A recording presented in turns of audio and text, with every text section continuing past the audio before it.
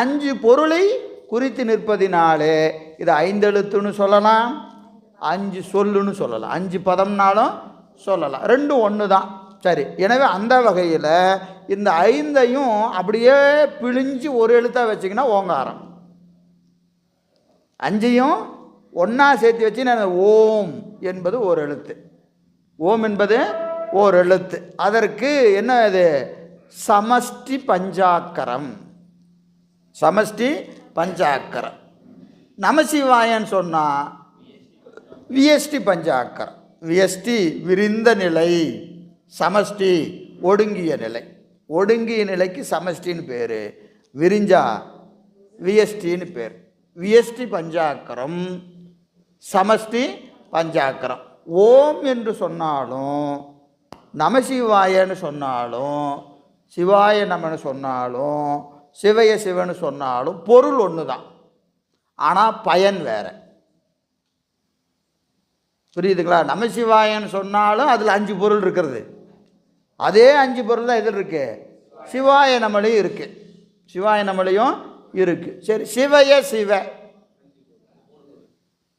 சிவய சிவ, இதில் 5 இருக்கா 3 இருக்கா? 5 இருக்கு. 5 பொருள் இருக்கிறது. 3 பொருள் வெளிப்பட்டு நிற்கும், 2 பொருள் ஒடுங்கிடும். அங்கேயும் 5 இருக்கு, அங்கேயும் 5 இருக்கு. ஏன்னா எல்லாமே நித்த பொருள்.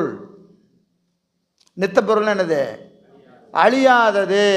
அது எப்பவுமே இருக்கும், எப்பவுமே இருக்கும். ஆனால் எப்படி இருக்கும்? தொழில் செய்கிற நிலையில் நிற்கும், அடங்கி நிற்கும். இப்போ சிவய சிவன் சொன்னால் நாமா இல்லை, நாமா இல்லைன்னு எங்கே போச்சு? ஒடுங்கி இருக்கு. நாவும் மாவும் எதில் ஒடுங்கிருச்சு? எதில் ஒடுங்குச்சு? வாழை ஒடுங்குச்சு. எதில் ஒடுங்குச்சு? திருவருளிலே அடங்கும் ஆணவ மலமும் திரோதான சக்தியும் எதில் ஒடுங்கும்? திருவருளிலே ஒடுங்கும். சரியா? எனவே ஓங்காரம், அடுத்தது நமசிவாய். ஓங்காரம் நமசிவாய், அது சமஷ்டி பஞ்சாக்கரம், இது வியஷ்டி பஞ்சாக்கரம் என்று சொல்லப்படும். இது நமக்கு திருமுறைகளில் எத்தனை பாட்டு இருக்கு? நமசிவாய பதிகமே இருக்கா இல்லையா? காதலாகி கசிந்து கண்ணீர் மல்கி ஓதுவாதமை நன்னறிக்கு உய்ப்பது, வேதம் 4 மெய்ப்பொருளாவது நாதன் நாமம் நமச்சிவாயவே. வேதம் 4 மெய்ப்பொருளாவது, வேதம் 4